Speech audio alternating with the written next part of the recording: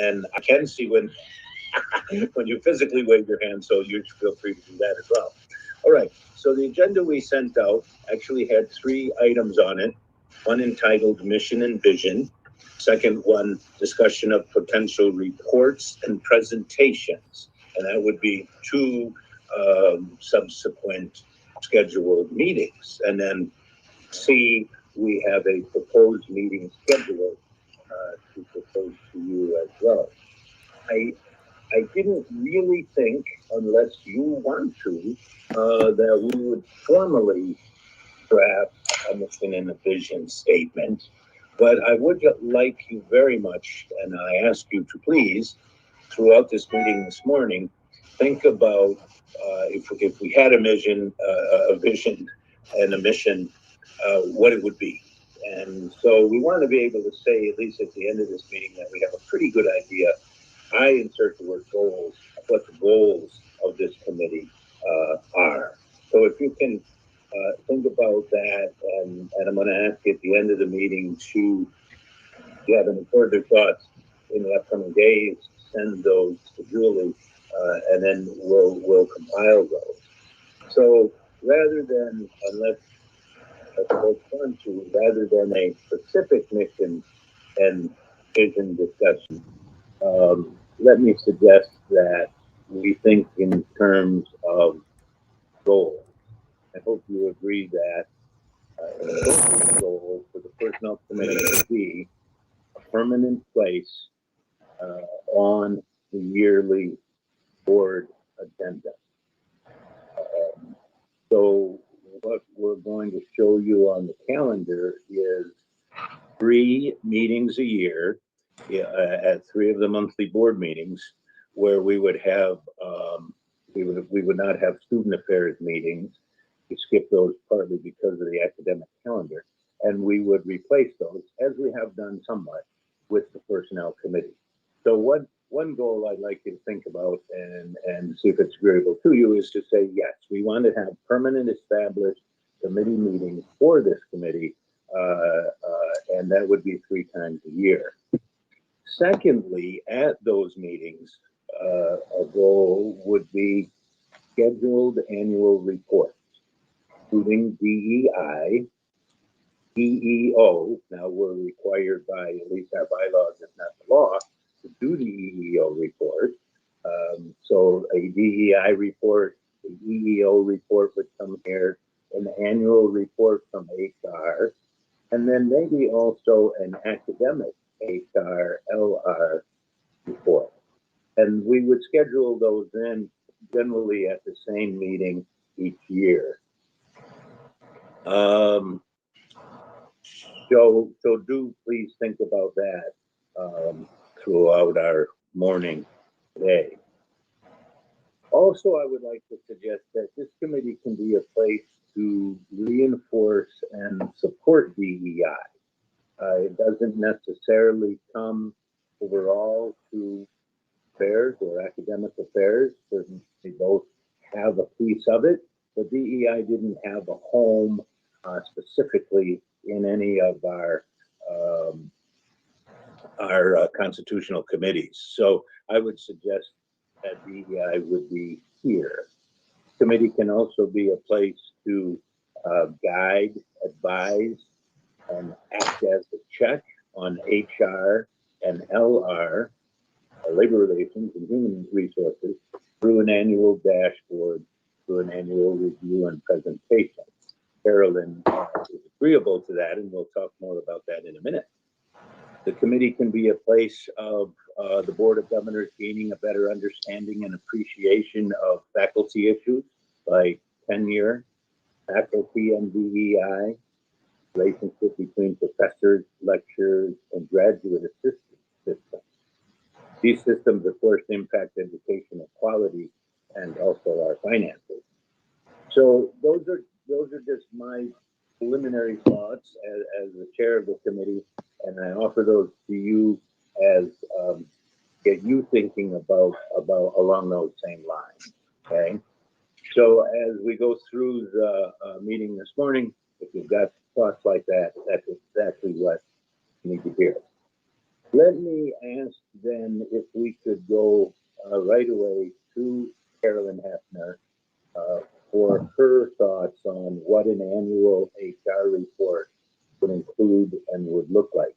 Carolyn had a addition to her schedule for the day, so I promised her we'd try to let her go early. And Carolyn, when you're done, if you want to leave, we certainly understand. Okay, and then, but again, throughout the morning, please think back to these goals that I suggested, because we'd like to hear your thoughts on them. All right. Mark, I don't know if anybody else, I'm having a really hard time hearing you. I don't know what this must sound. Yeah. I need to just talk louder. Well, directly. I think your papers are hitting where your voice is. So when you move your papers, Okay. we can hear you. But I think your papers are on your mic or something. How's that? Is that better? Oh, that's better. See, Yeah. And then maybe if everybody can mute too, that might help also. You didn't miss much. I'm sorry about that. All right, Carolyn, take it away.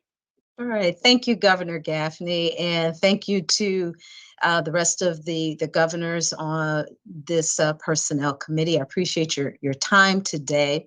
And so what I am going to discuss is really offering for your consideration the sort of strategic overview of human resources and how this committee might help us to craft, form, support, and report on our strategic mission as it relates to how we manage what I consider to be, one of our most important assets, and that's our human capital, our people, our workforce.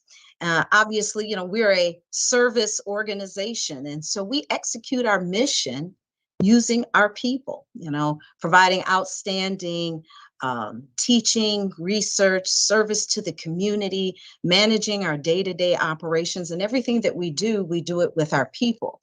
And so obviously I'm a little biased leading HR, that I think our human capital is most important assets, because we can't do all of these things without top quality people. So what I'd like to offer to you is our strategy for helping us to be an employer of choice, and that this committee can help to craft and review that strategy from an institutional level. So I'm going to share my screen.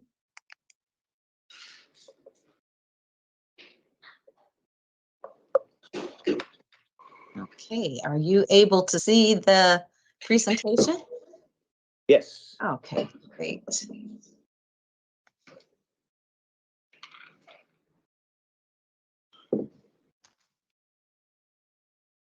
So I talk about being an employer of choice. We've all heard everything about the Great Resignation. And I would offer not so much that it's the Great Resignation in as much as it's the Great Reevaluation, that people are just making different choices about how they work, where they work. And in order for us to really be competitive and really set ourselves apart from all of the other 14 public institutions here within the state of Michigan, and against higher ed industry across the nation, we've got to be an employer of choice to do that. So what does that mean? That means that we are an institution that's highly sought after by employees, and they're excited to come to work because we have a great work environment. We have an outstanding brand. It's a fun, it's a productive place to work, and we've got a great culture and a great reputation. And you can see here with this list of characteristics why this is a place that any potential employee would want to work, where they know that there's strong leadership and there's competitive pay and benefits. There's a great culture, and people are going to be trained and developed, and there's a strong institution value for fairness, empowerment, reward, and recognition. And there's great work-life balance. Things like flexible work arrangements that are being talked about all over the world, really. And what are the benefits of being an employer of choice? Well, first of all, it helps us to recruit and retain top talent, because of course, with that list, who wouldn't want to work in an environment like that? And it makes us more competitive.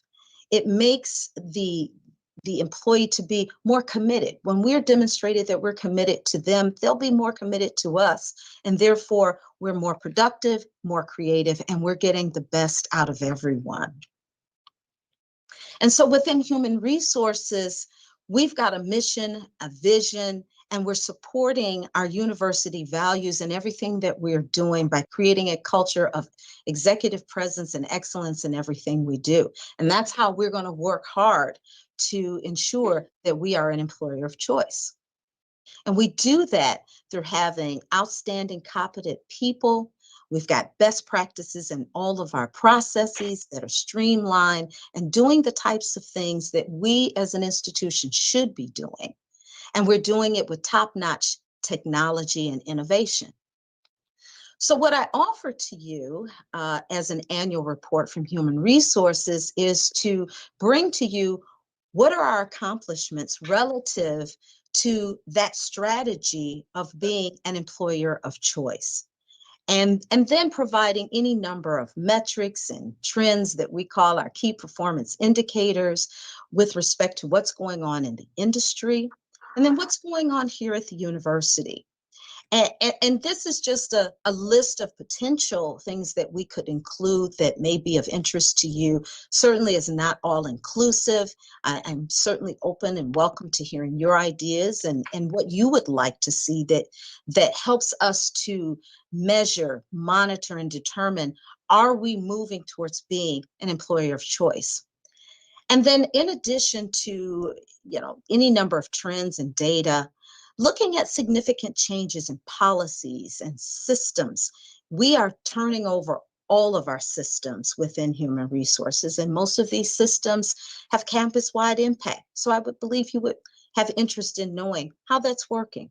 If there are any major regulatory updates that impact the institution as a whole and how we're going to implement those. And then what's the future outlook of the higher ed industry? What's the future outlook here at Wayne State University with respect to our workforce? What are we doing with respect to succession planning? How are we preparing for leaders of tomorrow? What major changes do we need to be looking at today to make sure that we are prepared for working in higher education tomorrow? So those are just a few thoughts that I had for how we would prepare an annual report to you. And I am certainly open to hearing your feedback. Thank you.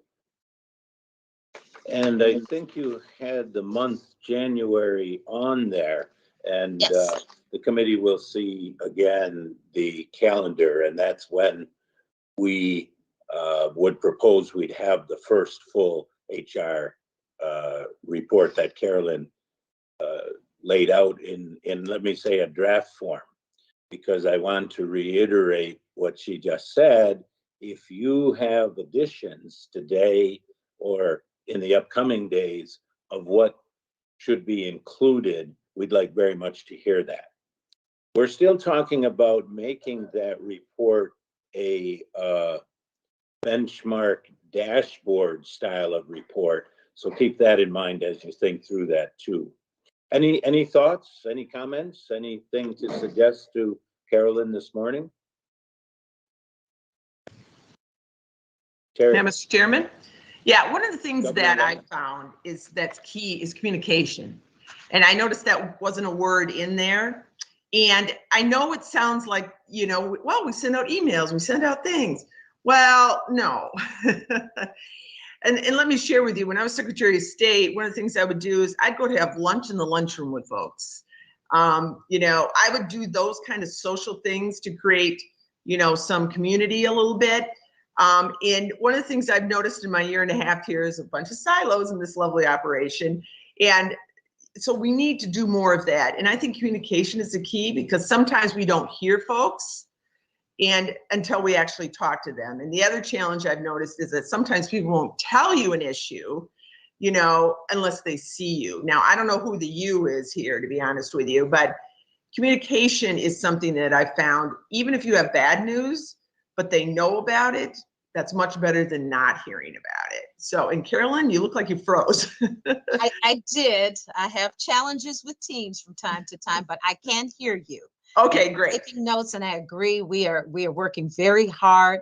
Have been for the last 2 years to break down silos and work very closely with all of our partners around campus. But I will absolutely make sure that we have our. That should be listed, because if you don't list something, you don't do it. That's what I do notice about it. And I think personal communication is important, not just the emails. And you guys, by the way, I want to compliment you. The emails are great. I signed up for every one of them, in case you didn't know. Great. So I get alumni, I get all of them. And I think they're very well done. So don't get me wrong there. I think that's a good program you've got. And your website's great. I want to share that. But it's the personal kind of communication that I think is what is needed. So there you go. Thank you. I've listed that. Thank you. Great point. Governor Gaffney, Ricardo Villarosa has his hand up. Yes, please, Ricardo. Thank you. Let me put my hand down so I remember that it's done. Yeah, following up on communication, we found that it's always challenging, as Governor Land said. It's even more challenging in Wayne State as a university, because we have both the concepts of shared governance, which are not across all industries, that requires more communication, and because we know with labor, we have 13, 14 different unions. Several of them are dually reporting in terms of responsibility and communication. And what we've seen through the pandemic, where we've had a heightened need for communication, is we've done really well as an institution. I think better than most, as we've seen. But the consistent challenge for us when we come back and look and say, okay, we agree on a policy, and then it's the implementation, and it's usually where communication breaks down. So that's been a constant effort, and so I want to acknowledge that. But in terms of, I think, supporting the idea that becomes something explicit in reactivating the personnel committee. I also note that in terms of charges, the personnel committee charge or description in the bylaws for the Board of Governors is not dissimilar to student affairs and academic affairs in terms of its scope. That it shall review the general, responsible for reviewing general policies which affect employees, and shall make recommendations to the board. That's the same for academic affairs and student affairs. So we should be, I'm glad to see Governor Gaffney's bringing this to a more regularized committee. Thank you. Other comments, thoughts, even questions at this point? Governor Stancato. I know you like the hands raised, the real hands raised, Mark. I know that. And I beat you, Michael. So for me, communication is important, but sort of the to whom and by whom, the structure. I'm constantly asking for. So who does this department report to? What's the structure here? I don't know how we can better communicate that, but I think that would help. And it would go a long, long way from a communications perspective. Oftentimes we have to communicate the same message several times until we get it to the right people or right person. So however, whatever we can do to sort of move that along, it would be really, I would really, really appreciate it. I think a lot of other folks would also appreciate that. So Carol, I know you're taking lots of notes. So yeah. Thank you. Thanks for listening. Thank you. Governor Basuito. Yeah, I'm unmuted here. People your and my vintage and younger, for us, it seems to me like the search processes have all come in a black box that we don't fully understand. Were those, you and I talked about this in terms of, our recent searches for chairs, deans, and so forth. Would that fall under the purview of this committee in terms of reassessing how we do our searches here? Michael, that's a great question. Let me ask President Wilson what he would think if we charge this committee with a review of that process. And the reason why I ask, and I think President Wilson, I think we may have like 10 chairs open in the med school, and as you know, we put a lot of priority there. And I just, even to me, it seems to be like a black box, the process. And I'd like to know, like I said, would that fall within the purview of this committee? Yeah, so a couple of thoughts. Well, if it seems like a black box, then we should do a presentation of some sort and Right. make sure that you understand, what the process is. And not just for the med school, but for all chairs and all the schools. And we can certainly do that. There's some consistency in the search for chairs, but it's, different schools have slightly different processes because they have different needs and different size and so forth. Some small school, the search committee may be constructed differently than a real big school. There are even times when we pretty much use search firms for almost all of our searches, but there may be some chair searches in which a search firm is not used. Is that right, Boris?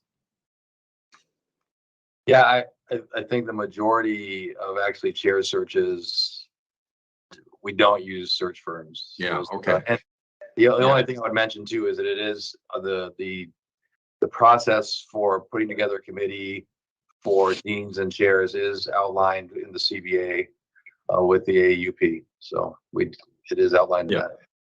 So we can give you a presentation in terms of, what the process is. And if there's something that, that you object to in terms of the process, then, I think we can consider that. And depending on what level what statute it is or bylaws it is, we can certainly look to correct those areas that might be of concern. Great. Thank And are you okay if that comes to this committee? We make that a charge of this committee? Yeah, no, I think reviewing Review it that is here. fine. Yeah, sure. Okay, grand. Governor Stancato and then. Well, you know what, I think, and also I think Mark has some also, so I just wanted to make sure you saw his hand too. Mark Kornblum. So I was just commenting on the fact President Wilson said that this committee can take charge. But one of the issues that I have is oftentimes we're constrained by structure. And from my perspective, many of the committees that I've seen, search committees, haven't been had the kind of diversity that I think we need in moving forward. So I think we need to focus on that to make sure that whatever the structure is, that we sort of take a moment and look and see who is sitting on that committee from a perspective of, the wide range of diversity that we need for a university like ours. And then that may fit very well here if in fact you all agree this is a primary place for DEI concerns. Provost Kornblum. I would just add that there are significant disciplinary cultural differences across the university. So in many of our schools, it's common for chairs to just serve one term or at most 2 terms, whereas as Governor Basuito knows, it's the role of chairs in medical schools, culturally are different and have more authority. So, in liberal arts and sciences or engineering, it would be pretty rare to have an outside search firm because you're searching for someone to serve a relatively short amount of time as opposed to searching for a medical chair. So they're even within, our university, the role of a chair is different. And if we talk about the search process, here we're talking about, administrative officials. There's also the search process to hire faculty. And, we've paid a lot of attention to trying to, make that more unbiased over the last several years. And Marquita and I can talk about that as well. And, in those cases, we use internal searches and we don't hire firms as well. Yeah, and a review of all of that would be good for the board because I think we are not quite up to speed on those differences. Yep. Thank you. Anyone else here? I thought Tony DeMeglio joined the committee, and I thought he had his hand up, but I don't see it up now, so perhaps not. Tony, are you there? I am present, but I do not have a question at the moment. Great. Thank you. Thanks for joining us. So if I may, I think Marquita, I think Carolyn is still with us. I have a couple of things to suggest, and I throw these out for the committee to also comment on. You won't hurt my feelings if you tell me it's a bad idea. I think we should consider doing an employee survey, maybe if not annually, at least sort of regularly. We talked at the last board meeting about how perhaps we over-surveyed students, and the provost was working on rationalizing that. But for the same purposes, it may in fact be important to survey employees from their standpoint. So that's one thing I would suggest. If I may, I'd like to see a report on progress on union issues and relationships. This goes to the communication piece. This goes to, do they feel like the process works well enough for them to bring not only concerns, which if it's a formal concern is grievance, but also ideas and suggestions and just participation in their work life. That's what I mean by union issues and relationships. I would not be opposed, unless somebody tells me it's a bad idea, to have update on grievances, open and closed, and contracts, open and closed. And that would be an informational type thing. I'm not suggesting the board get involved in contracts or grievances, but watching those trends can make a big difference. And I am embarrassed to say, whether it's 14, 15, I've even heard 19 different bargaining units, I don't know whose contract comes up when. And I do hear about these things anecdotally, but I'd like to see it all on one piece of paper. Union X, contract that runs until whenever, Union Y, contract's going to be coming up this year, and etc. So the other thing I'd ask you to think about in this same range is, do we have specifics that we might suggest to Carolyn would become benchmarks or dashboard items? So we can work on that in the future, but that'll be ways that we can help Carolyn with this annual report of hers, not only give her issues to be included, but also issues to be highlighted as benchmarks or dashboards. Anything else here for HR and LR? Governor Land. Yeah, great. I love it all. I agree with you. I don't know when they come up either. And as you know, when I was Secretary of State and county clerk, I had unions too. And on the positive note side of this, not, I understand the grievance issue, but also too, is there a way for people in our system to give a good idea? Because that was one of the things I found with my 2,500 employees at the Secretary of State's office. Nobody knew how to give a good idea. They might have something that would help everybody or had an idea how a process went, but they didn't know where to go to it with it. And to be honest with you, I don't know what that process would be here. So I created one there. But is there a process, President Wilson, if somebody has a good idea for the department or whatever? I know you can tell your dean, but I don't know. Everybody doesn't do that. I wish Carolyn was still here. I know we have a. I'm here, President Wilson. Oh, okay. I know we have a process for a hotline process for any complaints and stuff. Carolyn, you want to answer that? Do we have a process for people want like good ideas? Yeah, good idea. Yeah, we are actually in the process. We've recently restructured, and I now have a department called HR Analytics and Reporting. And so that team is actually working on a number of initiatives in terms of completely revamping our website. And the plans, one of the plans for the website is to have a link where people can not only do anonymous tips reporting, but they can also submit suggestions, ideas, for process improvement. So right. Within that team is a process improvement function that is working with my leadership team on benchmarks, working with the reporting team on the HR employee dashboards, for leaders, and also just looking at process improvement across our entire department. And so we have an individual who is Lean Six Sigma certified industrial engineer working on that. So we have a very long list, Governor Land, because we are completely rebuilding all of HR. So I welcome, until such time as that becomes available, folks can absolutely contact me directly. Right. The challenge is sometimes what happens, they may have told their supervisor, but it's something we've been doing the same way forever. Yep. And people don't like change. And so then they stop.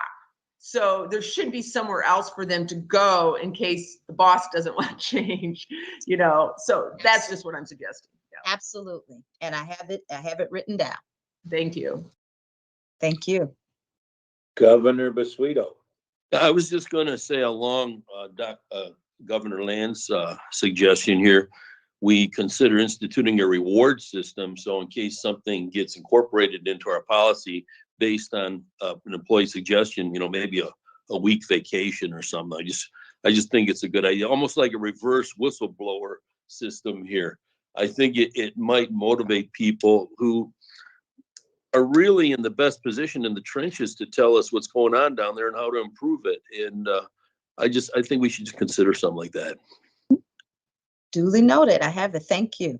And we also implemented last year our first Employee Recognition Week. And so, and it was very successful. And so we've decided to make that an annual program where it's Employee Recognition Week. But we have an employee recognition program that is helping to shape our culture throughout the year. But Employee Recognition Week will be in October, and the culminating event will be bringing back our employee recognition ceremony that recognizes not only years of service and our retirees, but also adds, and I don't want to steal any thunder, but adds some additional recognition and awards for outstanding performance in various categories. Okay, thank you. This is great discussion. This is exactly what I hoped we would do. Are there any other comments, questions, or suggestions for Carolyn regarding HR or LR? All right, good. I do want to be aware of your time, but I do have a whole list to go through. So let's move on. Carolyn, thank you very much. Thank you.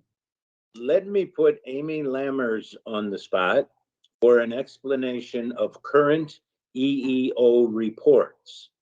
This committee will have the first one in September of 2022, the first one at least since we reorganize ourselves. And we have not had a report for at least a year. Amy, any ideas you have to refine and add to previous reports would be welcome. But if you would also take a minute and explain the legal basis behind the EEO report and what it includes. So we provide what's called an annual affirmative action status report to the Board of Governors. It's a form of compliance with federal regulations as a government contractor, and our status is a recipient of government funding for student grants and scholarships and things like that. So annually, at least historically, we've provided this report to the board, and it gives mostly an analysis of full-time employees. It will give you also a brief review of temporary employees that was requested by the board several years ago, that we add that we don't usually include student employees or other part-time employees. So we're basically looking at about 5,000 employees full-time. They're broken down by academic and non-academic. And then how we compare regionally based on the populations from which we draw our employee applicants, and how we do in terms of hiring women and minorities, broken down by the 7 main EEO categories, including African American, Caucasian, Asian Pacific Islander, American Indian or Native Americans, and Hispanics. So, and then it'll go into detail as far as our faculty, whether they're tenure track and non-tenure track, because that's an important distinction, and how they do in terms of rank, and again, how they break down along those same categories. And then we also compare ourselves to peer institutions. So, and that would be, nationwide, other urban research, institutions that are similar to Wayne State. We are unique. We don't have many close peers. I think Tulane is considered our closest comparable institution, and how we compare favorably usually to those other schools and other schools in Michigan as well. So that's the basic report that we've been giving. Thank you. Yeah. Thank you. And some of that then we can take over into the DEI area. Sure. I see the DEI effort as showing up in those annual reports that you just described, hopefully, in an improving way. Right. So any questions on that? Again, we'll have an update in September, and you just heard that report arises from our relationship with the federal government. If you think of additional things to include in it, Amy, please do. And let me ask the members of the committee here, that if you think of other things that you'd want to hear at the same time, please let us know. And as you come up with other additional ideas or thoughts for this committee, would you please send those to Julie Miller, and Julie will compile those. And Tony DeMeglio. Okay, anything else? Tony's got his hand up. Thank you, Tony.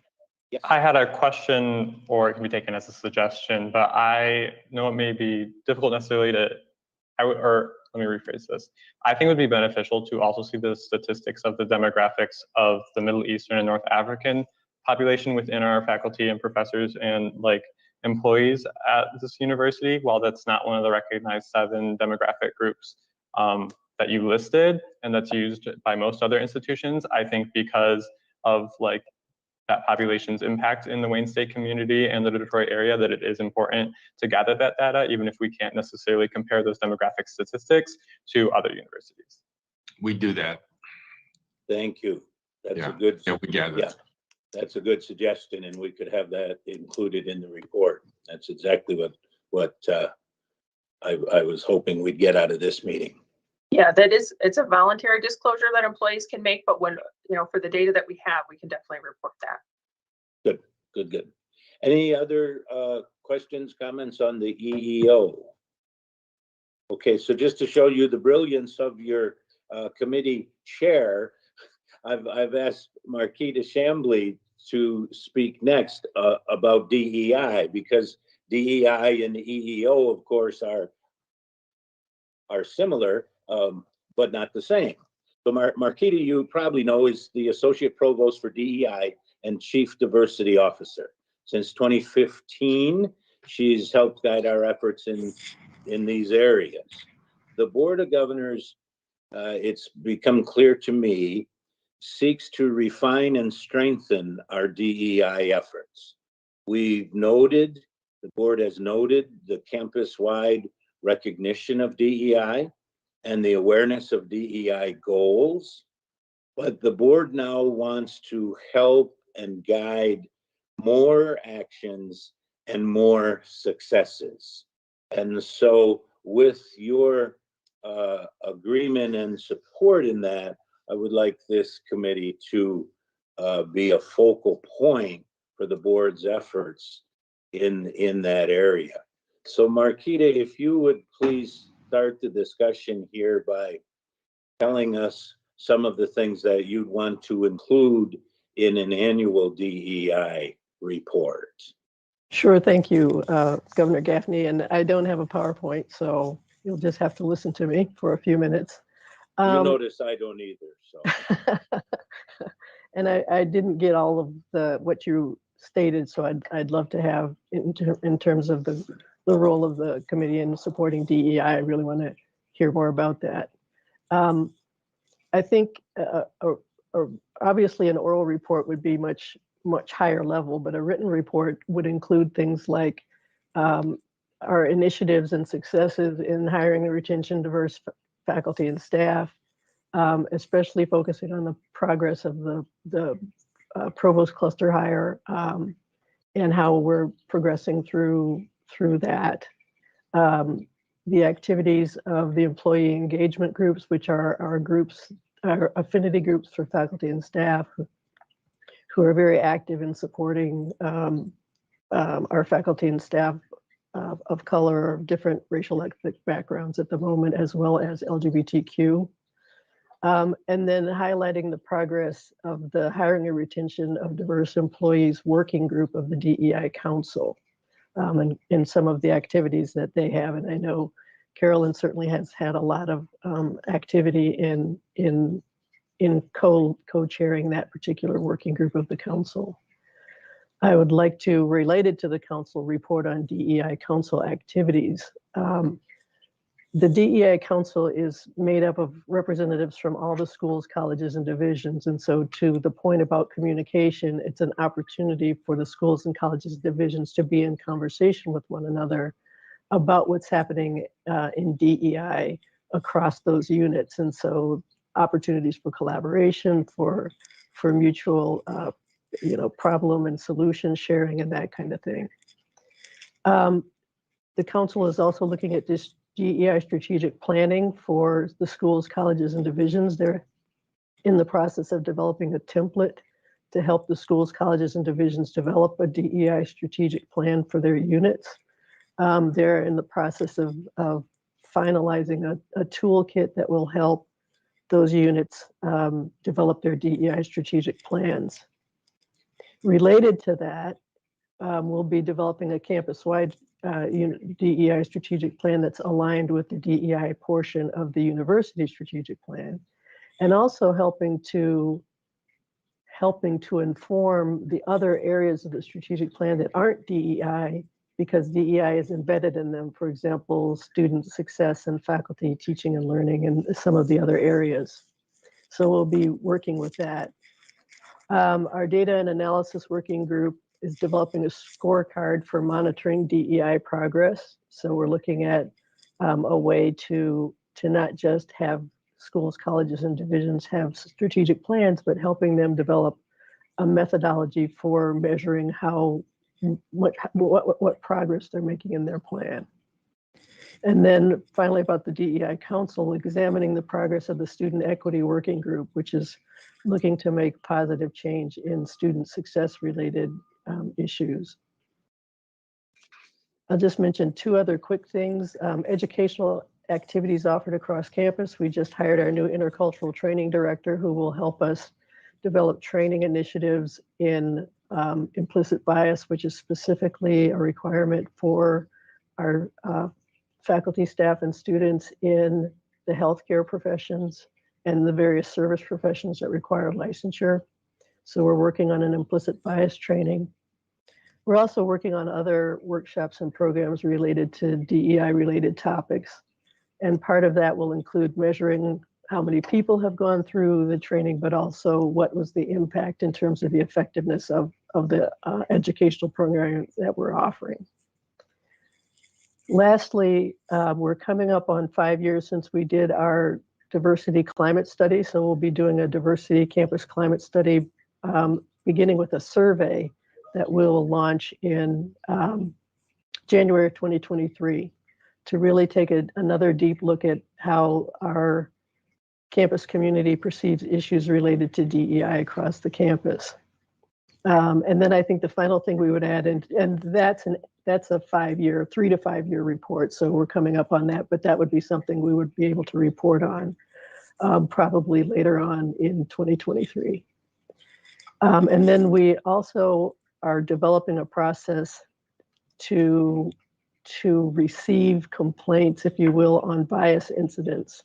So right now, people who have been harmed by a bias incident in their workplace, in the classroom, et cetera, have no way to report that, and not a consistent way to report that, and not a consistent way to respond to that. So we're working on developing a process that uses our existing structures, the Dean of Students Office and others, to help provide a place for people to report bias and have some response given to that report.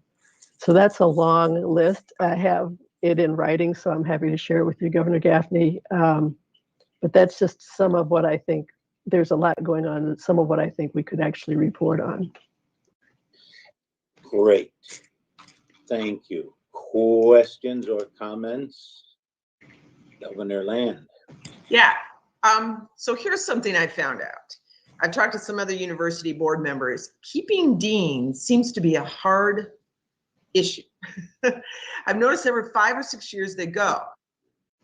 So it's not just us. So, because like I said, I've talked around. Professors seem to stay. Well, that's great.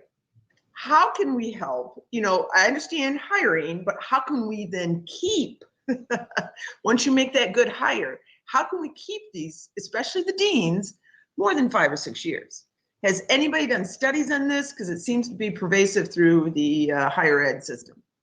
It's the same thing for presidents too, Terry. Well, presidents too. Well, I'll take them too. But President Wilson, I was going to call on you because while on vacation, I read your book, and you've been a dean a number of different places. So you are right. personally able to answer that question. Right. Yeah. So first of all, you're right, Terry. The average career span of a dean is somewhere around 4 or 5 years, 5 years or so. You know, these are tough jobs, and people oftentimes burn out, or they make some really major mistakes that cause them to be pushed out. In fact, just in a few weeks, I'm doing a session for the AAMC for new deans. This is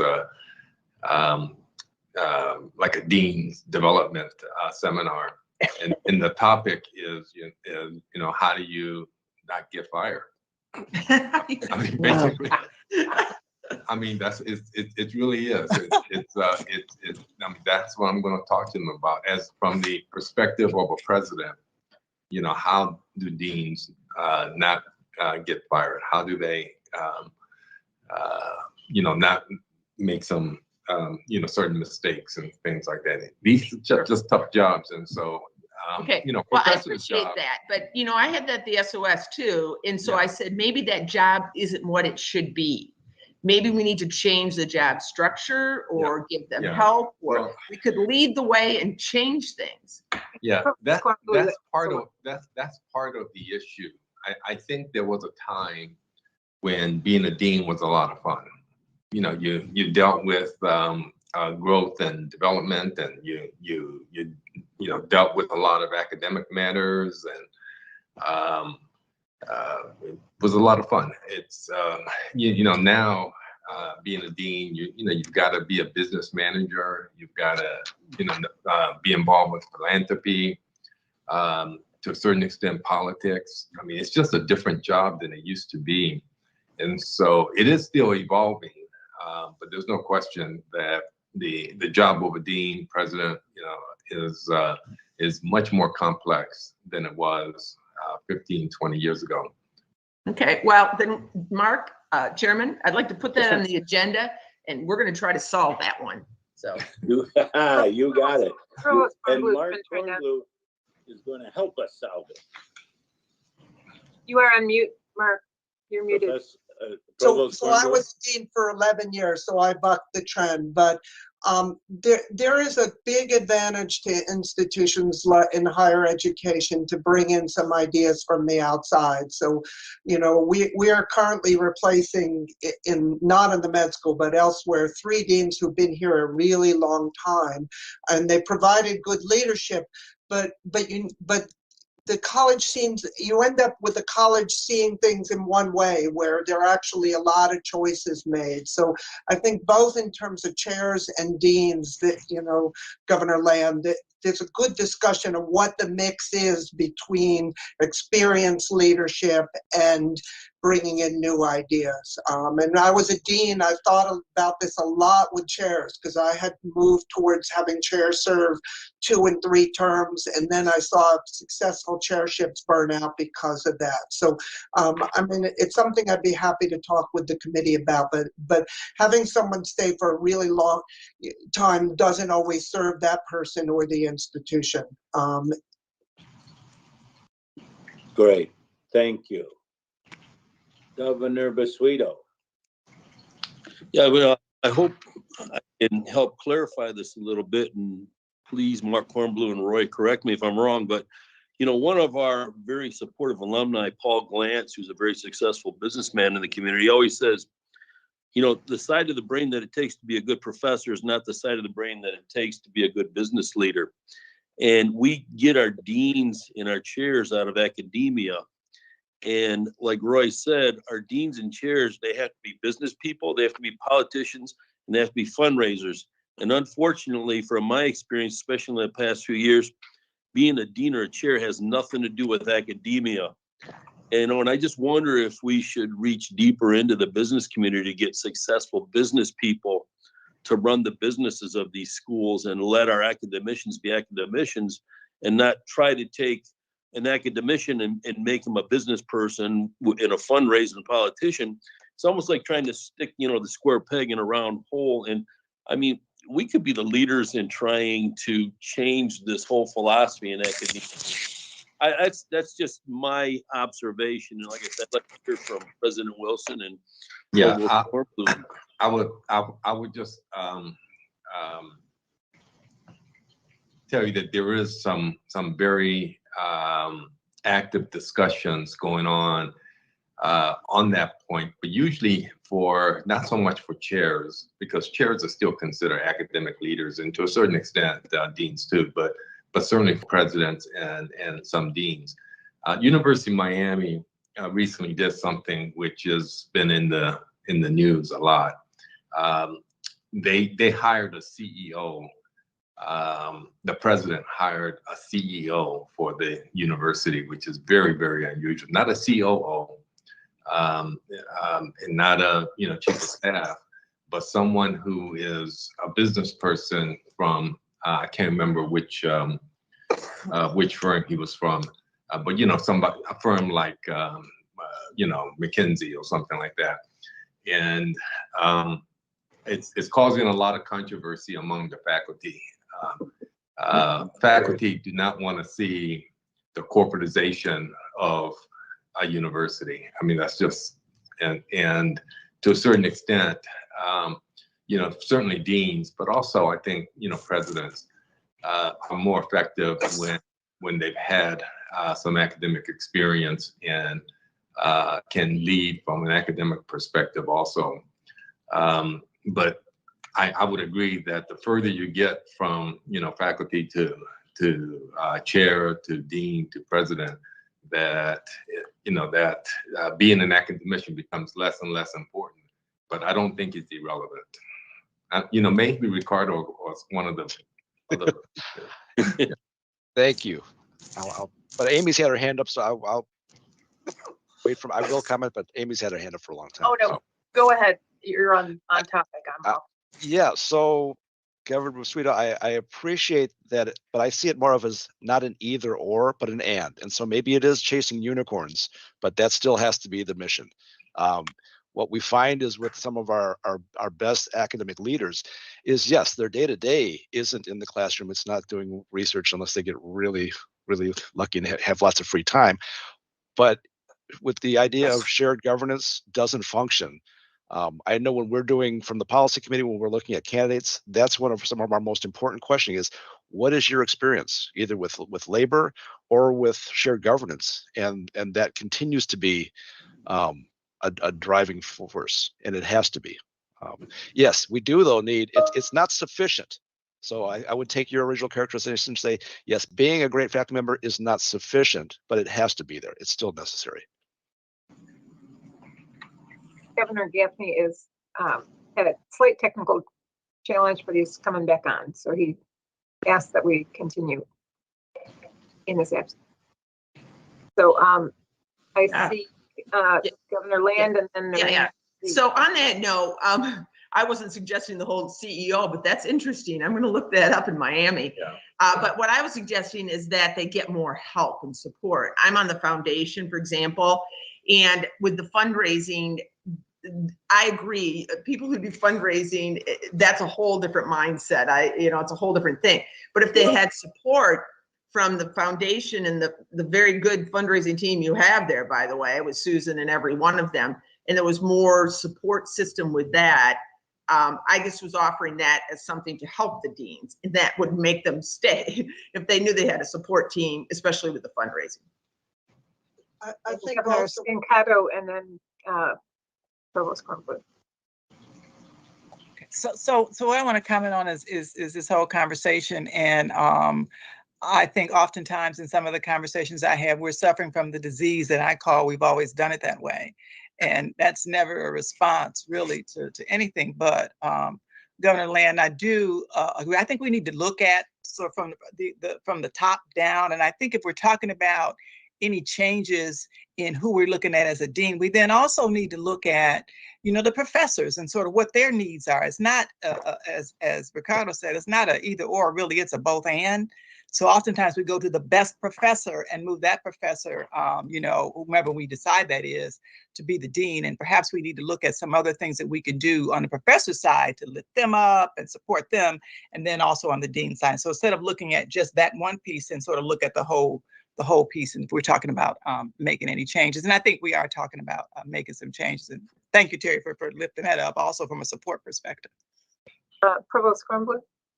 I would just agree with what Governor Land said here. And I think that what's really important is not just the philanthropy side, but the finance side. So that, Dave Mazaron is the CFO. I mean, he's over all the business operations for the university. And the two of us have tried to be joined at the hip.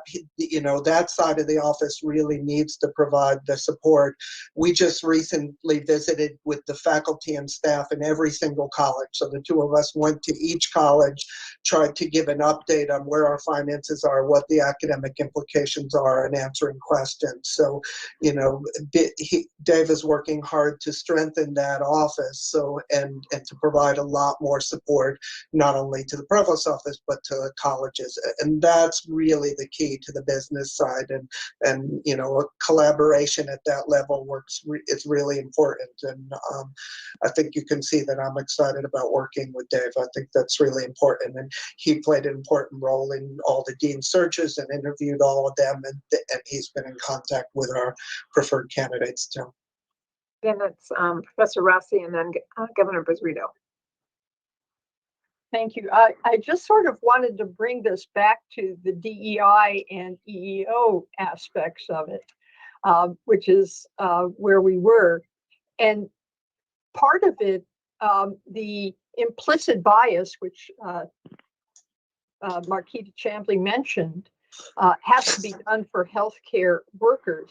But implicit bias occurs across all areas, including searching for deans and actions by deans and interactions between and among deans and faculty and students and staff and all our employees. So I would urge that kind of activity, training be encouraged for everyone, especially on the dean side, and that will foster a listening behavior, because I think that is actually, although you need to be in fact, even to be a professor and run a grant or do something, you have to be able to be a business person an educator, this or that and the other thing. It's getting to be extremely that your skill sets have to be broad, and finding those individuals and not having them burn out is very, very challenging. But I think giving them the support, that regard, and the training and retraining, we need to be reinforced in our behaviors. And I would just encourage that. That's all I had to say. It's more of a comment and a request. So Governor Gaffney, we've got a couple more people that wanted to speak. I see that you're on the phone, but not. Yes, I'm while I'm trying to get back in on the iPad, I did join you back with the phone. So thank you, Professor Rossi, for those comments. That's exactly right. Who's next in line to speak? So then Governor Bozzuito and then Amy. I'm not sure if the provost wanted to come back in or not. So in order, it would be Governor Bozzuito and then Amy. Okay. Go ahead, Michael. You know, I just wanted to reinforce something President Wilson said about leadership model, philosophy of leadership models. If you extrapolate to healthcare in this country, as you know, there are many, many major healthcare corporations in this country that are in big trouble financially. But, you know, I've talked to several of my friends, physicians who've gone and got MBA. They all tell me the same thing, that if you look at the common denominator of these systems that are perennially healthy, they're all run by physicians. They have a physician at the top. They have a strong business team below them. And I think if you try to pick the other model, for instance, if you look at the Beaumont example, you know, they brought in a stranger from Atlanta, you know, about 10 years ago, and it was a steady downhill fall from there because none of the physicians in the system trusted him because he wasn't a physician. So, you know, I think we can't just outright say we're going to corporatize, you know, university education systems in America. But I think this is worthy of a more robust discussion, and possibly, you know, like I brought up earlier, how we search for chairs and deans and so forth, instituting it into maybe policies we wanted to incorporate. Okay. Thank you, Michael. And Amy Lammers then would be the last one on this topic. Yeah, I'd like to speak after Amy if possible. Thank you. I just wanted to respond to Professor Rossi first and let everyone know that the Office of Equal Opportunity does already offer training for search committees and for faculty hiring. It includes implicit bias training, diverse committees, diverse pools for candidates. So we are already making efforts in that regard. And going back to what Marquita originally said, I just wanted to also add that OEO has a complaint process, as does our Title IX office, for people that experience bias either in the classroom or the workplace. And that complaint process is available to all members of the university committee, and we will investigate those and recommend remedial actions when it's necessary. Yeah, I was just going to say you know, I mentioned that I'm going to be doing a seminar for a bunch of deans. It's a chair's development, dean's development seminar, and I just really thought about it. It was 34 years ago that I went through that myself as a dean, and it was a 2-day program at that time. It's now a week program. It's they've expanded it because it really is the job of a dean has just changed that much. And so there's a whole day or two on businesses. There's a whole day or so on negotiations. So and when I went through that program in 1998, it was, you know, I mean, we called it Dean's Charm School. You know, just that was just it was pretty social, and it really wasn't you know, jam-packed with the kind of content that deans have to learn now. It's a different job. Thank you, President Wilson. Mark Kornblue, were you next in line? You're on mute, Mark. No, I'm fine. I took down my head. Okay, thank you.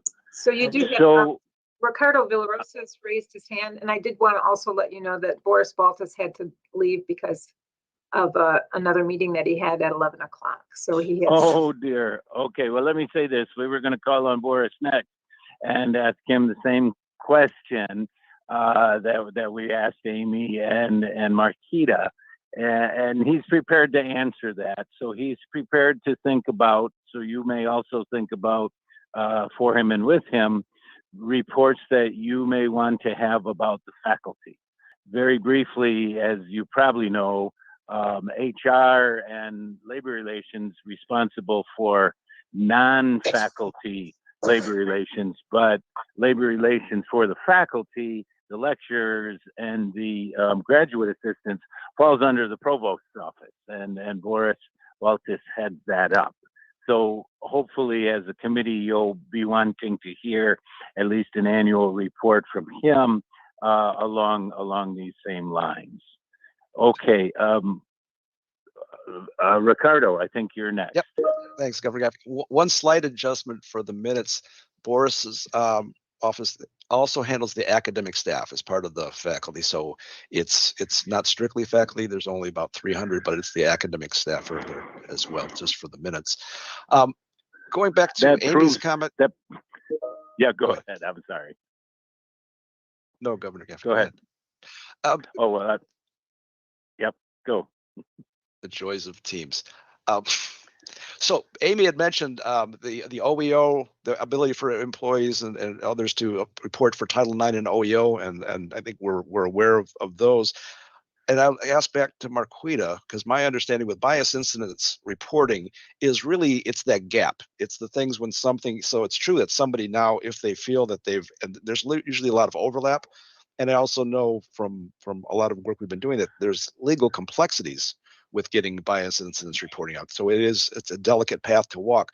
But I would actually, rather than reply, Marquita, is when you mention bias incidents reporting, it's for that gap or for things that may not rise to either Title IX or OEO.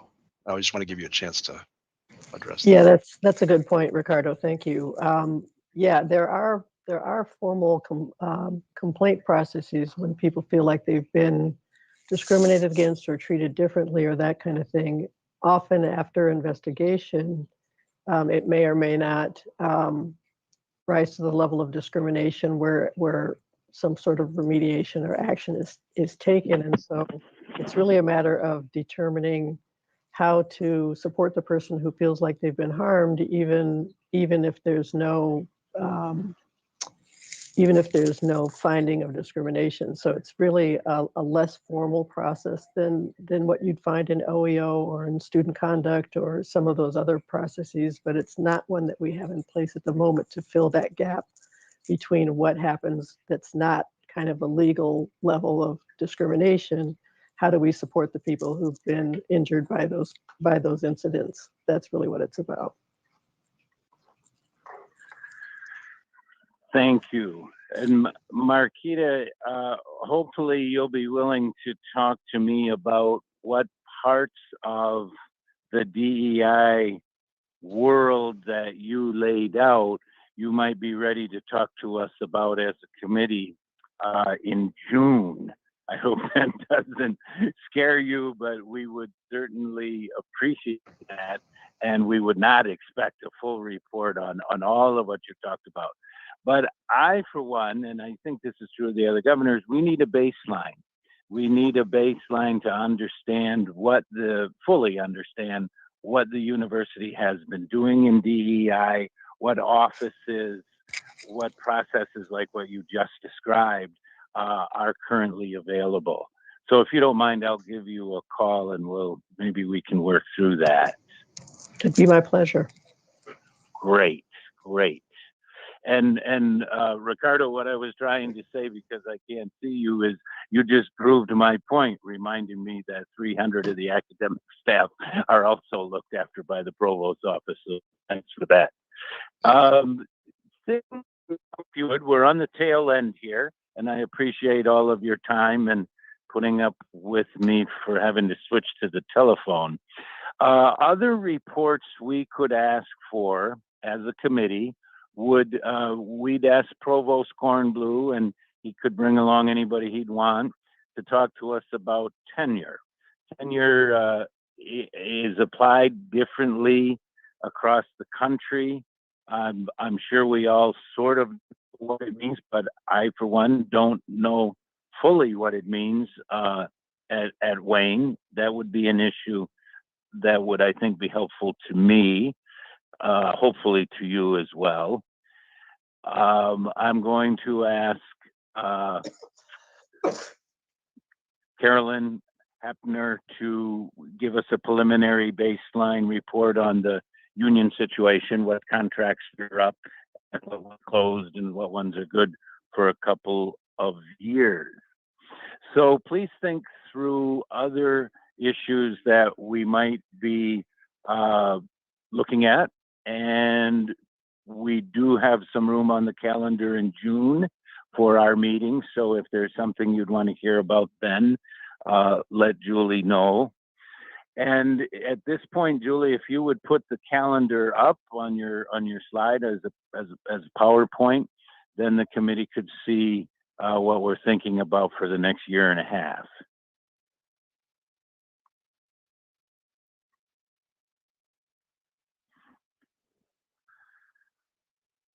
And then let me open it back up to questions or comments, please. I'm sorry, I was on mute. So hopefully everyone can see that. I can't hear anyone, so. Yes. Yes. Okay, Yes. sorry. Yes. Okay. So you have it in front of you, Governor Gaffney. So June 24th has DEI initiatives and a report from the provost on faculty initiatives. This was a draft. And so if there are things to add, we can add to it. And then shows the schedule for September and then the beginnings of annually reporting on each of these areas. And again, the idea would be if this calendar works for you, at least until it became necessary to change or somebody came up with a better way to do it, we would hold to this calendar each year. Each of the 3 meetings each year, we'd have the DEI report in the same time frame. We'd have the EEO report. And this is partly because, for example, the EEO report goes to the federal government at a specific time. And so we might as well get our report right thereafter. The office would not be ready to give it to us any sooner, of course. So any questions or comments on the calendar?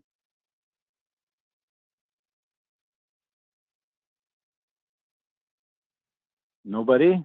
Okay, so we're gonna proceed down the road as if that all works for you. Again, please send any questions. You can always call me, of course. Send an email to me or call me with any other thoughts or ideas, but feel free to also send those to Julie. Ricardo, you had mentioned 2 other pieces that came out of the minutes. Did we address them? Yeah, I believe Amy talked about it, and so we'll be seeing those updated reports at the next time they're scheduled. So, unless Good. I don't believe they were distributed to anybody on the personnel committee previously. Yeah. I do have, if I could, a process question, Sal, that we're with the other BOG committees. The policy committee usually has visits, reports from some of the administration representatives. So I don't know if this is for the provost, for Julie, for Governor Gaffney. Can I report back to my colleagues on policy that we will be, for the 24th, we should be seeing some of these or invite somebody for that, our meeting that week? Are you saying to review the agenda with the policy committee? Yeah, it's either the policy committee or, for example, budget. The Senate Budget Committee meets with and reviews the different committees. Yeah, Yes, do that. I will review it with policy before each meeting. Thank you. Thank you, Mark. So at this point, any other questions, comments, additions? No hands raised, Governor Gaffney. Excellent, excellent. Well, let me thank you all again very much for your time and for putting up with the teams and my end of the teams, and I'm very happy. This was pretty much what those of us that have been working on the background on this committee and its plans. This meeting was what we had hoped would happen. So please, again, feel free to send any additional comments. And President Wilson, would you want the last word? Nope, I'm good. Thank you very much, Mark. All right. Thank you all very much. I appreciate your time.